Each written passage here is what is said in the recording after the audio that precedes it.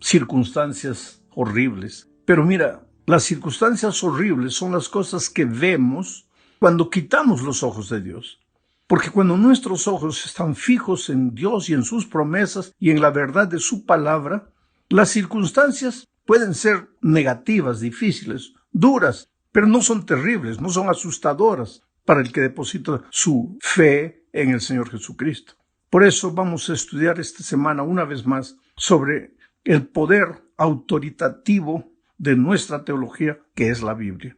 Hay mucha gente que se pregunta, si existe una sola Biblia, ¿por qué existen tantas iglesias, tantas religiones en el mundo? Tú sabes que en el mundo existen 9 grandes religiones, el cristianismo, el islamismo, el shintoísmo, el brahmanismo, en fin. Pero solo dentro del cristianismo hay por lo menos unas 5,000 subdivisiones y todas con la Biblia abierta. Ahora, si hay una sola Biblia, debería haber una sola iglesia. ¿Pero por qué este fenómeno? El problema, sabes, es la interpretación que los varios grupos religiosos le dan a la palabra de Dios. Hay factores que influyen en la interpretación bíblica. Por ejemplo, la tradición, la cultura, la experiencia personal, la razón. No hay duda de que cada una de ellas afecta de alguna manera nuestra interpretación de la palabra de Dios. Pero la pregunta es, ¿hasta qué punto eso es correcto? ¿Hasta qué punto es correcto que la tradición, la cultura, la experiencia personal influyan en nuestra interpretación de la palabra de Dios? Pues ese es el tema de esta semana. Veamos primero el tema de la tradición. ¿Qué es la tradición? El diccionario define tradición de la siguiente manera. Tradición es la transmisión de noticias, literatura popular, doctrinas, ritos, usos y costumbres que se mantienen de generación en generación. En realidad, la tradición está formada por las pautas silenciosas de convivencia que una comunidad considera dignas de guardar y mantenerse de generación en generación. De este modo, esas pautas silenciosas se constituyen en parte integral de los usos y las costumbres de esa comunidad, para que sean aprendidas por las nuevas generaciones como un legado cultural. O sea, tradición, en unas palabras simples, es todo lo que nuestros padres, abuelos, bisabuelos hicieron y que nosotros continuamos haciendo porque ese legado fue pasado del bisabuelo al abuelo, al papá y llegó hasta nosotros. Ahora, la tradición, mira, mi amigo querido, la tradición en sí no es mala. Nos puede ayudar a mantenernos conectados a nuestras raíces y es bueno que lo estemos, porque cuando tú te olvidas de tus raíces, de cierta manera pierdes tu identidad. Lo que te da seguranza para avanzar al futuro es saber de dónde vienes, quiénes son tus padres, tus abuelos, tus bisabuelos, cómo vivían ellos, cuál era la cultura de ellos. Y es justamente por causa de eso que la tradición pues juega un papel importante en la vida religiosa de una comunidad y de los miembros de esa comunidad. Sin embargo, la tradición involucra también algunos peligros. Veamos, por ejemplo, el problema de una tradición buena que los judíos tenían, que con el tiempo se volvió un peligro para la vida espiritual de ellos mismos. Marcos 7, 3 y 4 dice: porque los fariseos y todos los judíos, aferrándose a la tradición de los ancianos, si muchas veces no se lavan las manos, no comen. Y volviendo a la plaza, si no se lavan, no comen. Y otras muchas cosas hay que tomaron para guardar, como los lavamientos de los vasos de beber y de los jarros y de los utensilios de metal y de los lechos. Ahora yo te pregunto a ti, mi amigo, ¿estaba errada esta tradición de los judíos? Completamente no, claro que no. Hoy, en tiempos del coronavirus, ¿tú crees que los judíos estaban equivocados? Claro que no. Ellos no comían si no se lavaban las manos. Ahora, el problema fue que con el tiempo esa buena costumbre de lavarse las manos antes de comer, esa buena costumbre que había pasado de una generación a otra, se empezó a volver una especie de regla de fe y de valor espiritual. El judío, en aquellos tiempos, podía estar mal espiritualmente, viviendo en pecado escondido. Pero si se lavaba las manos en público antes de comer, ya se sentía un buen cumplidor de la tradición y, por tanto, con derecho al reino de los cielos. Por eso, en cierta ocasión, cuando los discípulos no se lavaron las manos antes de comer, los judíos le preguntaron a Jesús, ¿por qué tus discípulos no se lavan las manos? Y entonces Jesús respondió lo que está en Marcos 7, 6 y 7. Respondiendo él les dijo, hipócritas, bien profetizó de vosotros Isaías, como está escrito, este pueblo de labios me honra, mas su corazón está lejos de mí, pues en vano me honran, enseñando como doctrinas mandamientos de hombres. ¿Tú te das cuenta? Esa buena costumbre de lavarse las manos antes de comer, para los judíos se había vuelto una especie de requisito de salvación. Ahora, no hay nada de malo en lavarse las manos, hay que hacerlo. Es higiénico, es por tu salud, pero de ahí a pensar que si no te lavas las manos te vas a perder y no tienes derecho a la salvación, hay kilómetros y kilómetros de distancia. El problema en la tradición en los tiempos de los judíos fue que tomaron las costumbres buenas y las hicieron regla de fe. Y este es el peligro que puede suceder con nosotros hoy. Ahora, lo más triste de todo es que la tradición tiende a aumentar con el tiempo, va acumulando cada vez más detalles a los aspectos que originalmente formaban una costumbre original. De generación en generación van aumentando detalles y entonces van deformando la buena tradición. Estas tradiciones humanas en los tiempos de Cristo, aunque eran promovidas por los ancianos respetados, es decir, por los líderes religiosos de la comunidad judía, no eran ni podían ser iguales a los mandamientos de Dios.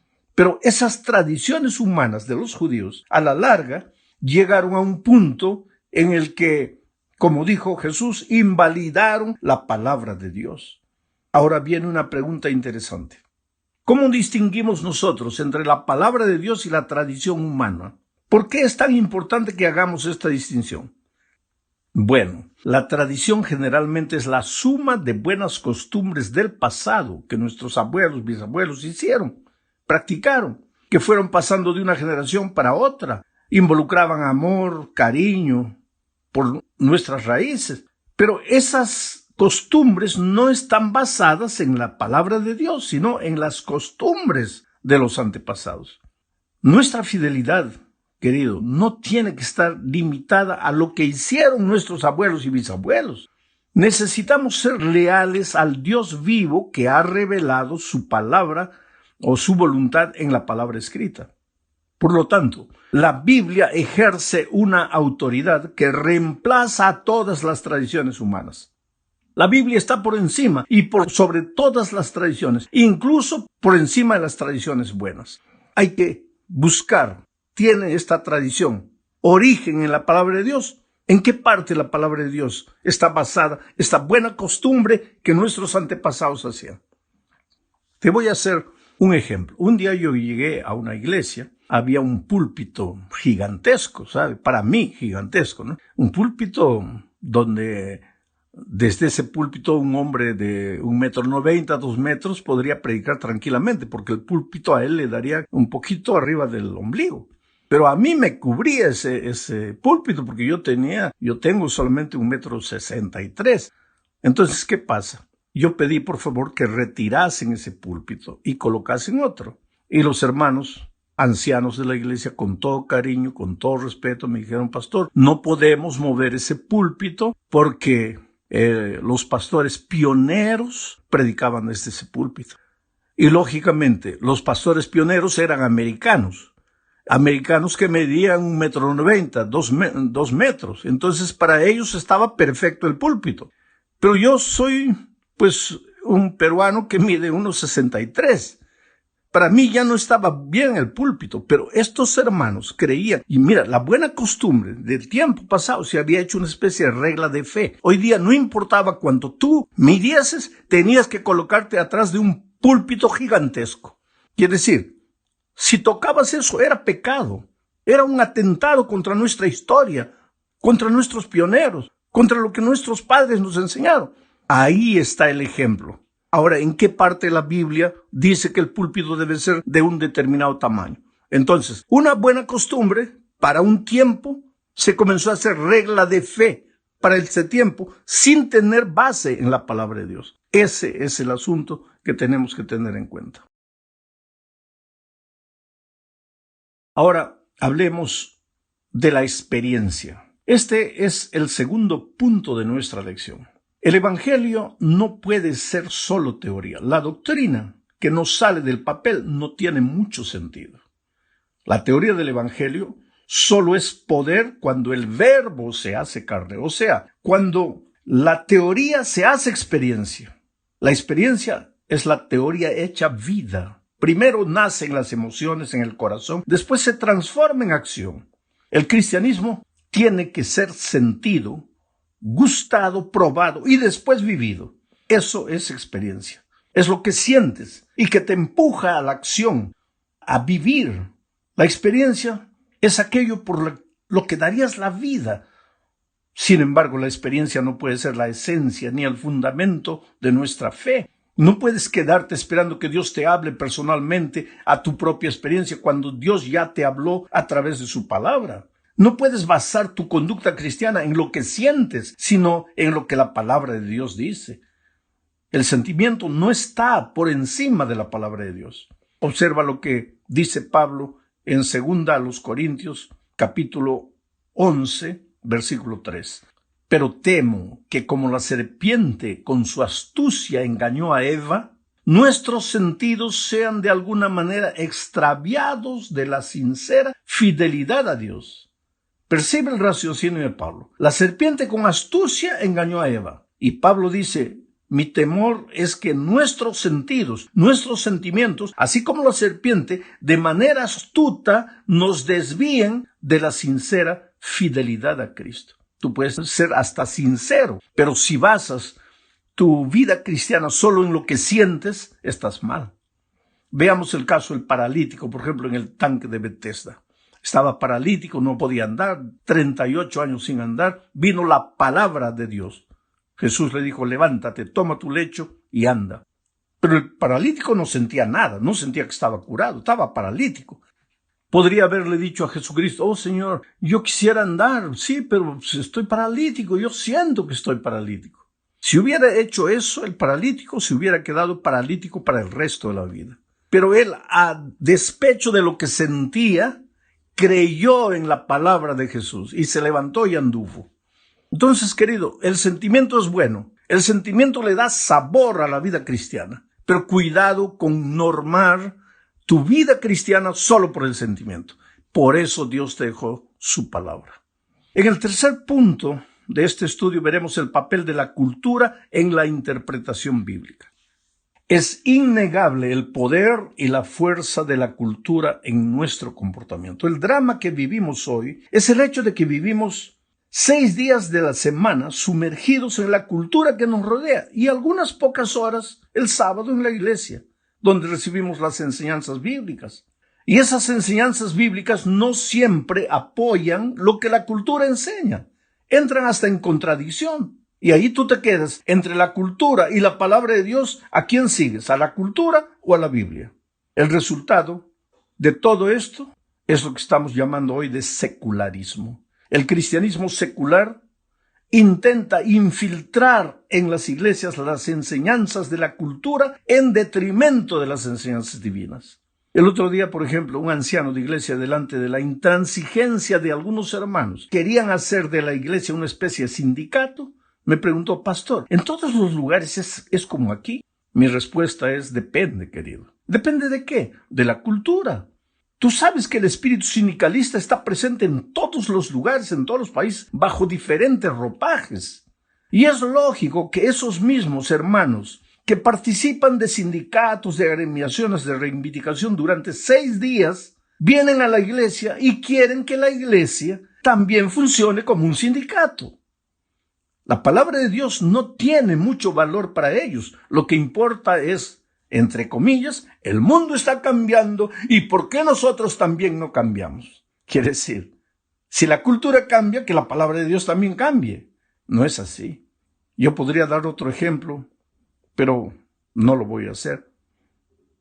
Podría hablar sobre el homosexualismo, por ejemplo. En cierto país, alguien dijo, pastor, el homosexualismo en este país antes era prohibido. Hoy es aceptable. Pero si vamos así, dentro de poco será obligatorio. ¿Tú te das cuenta? La cultura cambió. Entonces nosotros también tenemos que cambiar. No, pues querido, la palabra de Dios es palabra de Dios eterna. Sus valores no cambian. ¿Cuál es el consejo de Cristo? Mira lo que Él dijo en su oración intercesora, Juan 17, 14 al 16. Él oró a Dios diciéndole, yo les he dado tu palabra. ¿A quién? A los discípulos. Y el mundo los aborreció. Quiere decir que si tú quieres respetar los principios de la palabra de Dios, el mundo te va a aborrecer. Y el mundo los aborreció porque no son del mundo, como tampoco yo soy del mundo. No te ruego que los quites del mundo, sino que los guardes del mal. No son del mundo, como tampoco yo soy del mundo. Oh, querido, nosotros vivimos en este mundo, pero no somos de este mundo. Vivimos sumergidos en la cultura de este mundo, pero no podemos contagiarnos de la cultura de este mundo. Hay muchas cosas buenísimas en la cultura, pero también hay mucho veneno infiltrado, y tú tienes que tener la luz de la palabra de Dios para no dejarte arrastrar por la cultura. No podemos aislarnos del mundo. Tenemos que cumplir una misión en este mundo. Pero mira lo que la sierva de Dios escribió en Consejos para Mayordomía, página 306. Los seguidores de Cristo han de estar separados del mundo en sus principios e intereses, pero no deben aislarse del mundo. El Salvador trataba constantemente con los hombres, no para alentarlos en alguna cosa que no estuviese de acuerdo con la voluntad de Dios, sino para elevarlos y ennoblecerlos. Si tú vas a una rueda de amigos, que sea para que tu influencia los lleve a Cristo y no para que la influencia de ellos te sumerja a ti en una cultura que no tiene Dios y que no respeta a Dios. Vamos al cuarto punto, se nos está yendo el tiempo. El papel de la razón y la interpretación bíblica. Leamos 2 Corintios capítulo 10, versículo 5. Derribando argumentos y toda altivez que se levanta contra el conocimiento de Dios y llevando cautivo todo pensamiento a la obediencia a Cristo. Pablo aquí enfatiza la razón, el pensamiento. Dios nos ha dado la capacidad de pensar, querido, nos ha dado la capacidad de razonar. Cada actividad humana, cada argumento teológico supone nuestra capacidad de pensar y sacar conclusiones. Nosotros no respaldamos como iglesia una fe irracional. Sin embargo, a partir de la Revolución Francesa, la humanidad cambió. La razón humana asumió un papel nuevo y dominante en la humanidad. En la Francia del siglo XVIII, un grupo extremista propuso abolir el culto a Dios y sustituirlo por el culto a la razón. Se llegó a celebrar un culto a la razón en la Catedral de Notre Dame, en París, en la cual una hermosa actriz desempeñó el papel de la diosa razón. La historia nos cuenta también que Francia desató una guerra terrible con el fin de destruir al pueblo de Dios y a su palabra.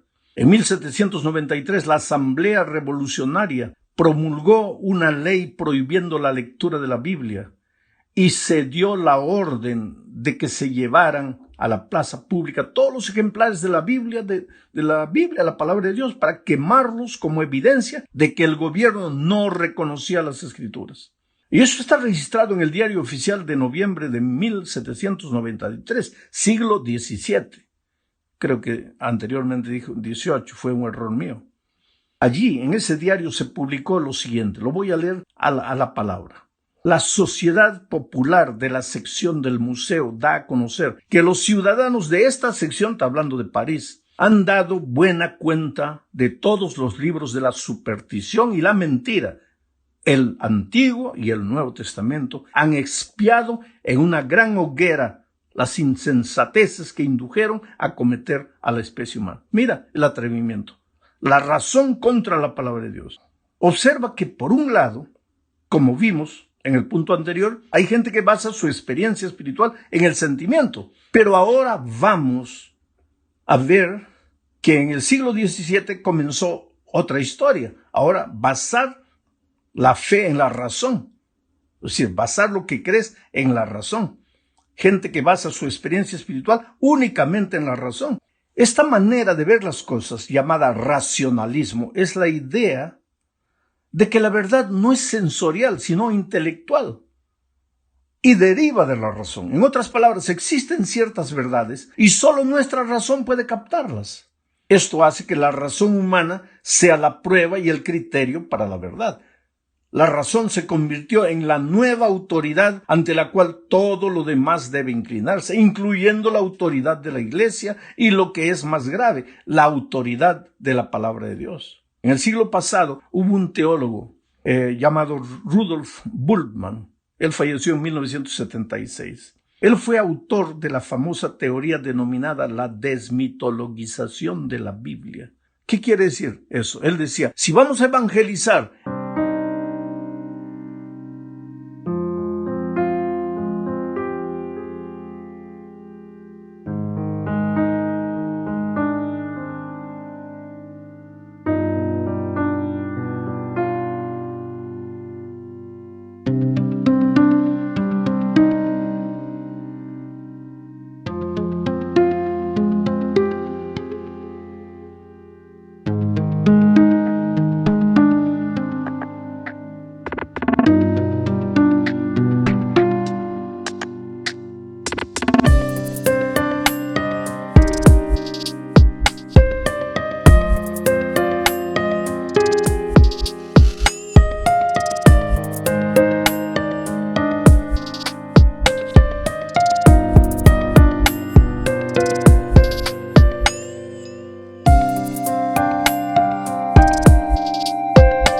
en esta cultura del raciocinio, a las personas tenemos que sacar de la Biblia todo lo que va contra la razón, todo lo que parece mito, todo lo que parece historia para niños, los milagros, que Moisés abrió el mar rojo, que Jesús anduvo por encima del agua. No, hay que sacar eso, porque con eso, ¿cómo vamos a evangelizar a gente que es culta, que es intelectual, que raciocina? Y mira que este era un teólogo. Ahora, queridos, si nosotros le sacamos a la Biblia todo lo que no entra en la razón, pues no te va a quedar nada. Porque la Biblia no es un libro solo para raciocinar. Es un libro para creer, para tener fe, para ejercitar la fe. No la fe en los hombres, no la fe en conceptos humanos, sino la fe en un Dios todopoderoso que nunca falla. Llegamos al fin de este estudio hablando de la autoridad de la Biblia. La Biblia es un libro absoluto porque es la palabra de un Dios absoluto. Ahora, esto ya viene contra la cultura relativista en la que vivimos, porque hoy día dice, no, la verdad es relativa.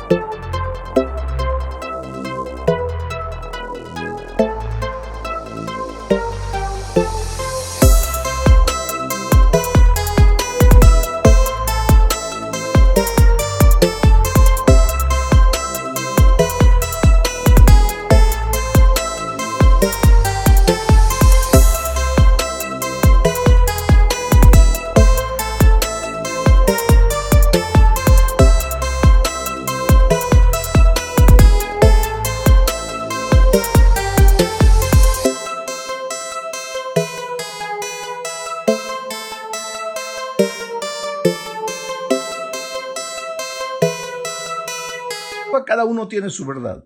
Pero la palabra de Dios dice, no, Dios es absoluto, su palabra es absoluta y cada uno no tiene su verdad, solo existe una verdad. Jesucristo dijo, yo soy el camino, la verdad y la vida. Entonces nuestra fe tiene que estar documentada únicamente en la palabra de Dios. Podemos sacar buenas cosas de la razón, de la experiencia, buenas cosas de la tradición, pero nada sustituye a lo que la palabra de Dios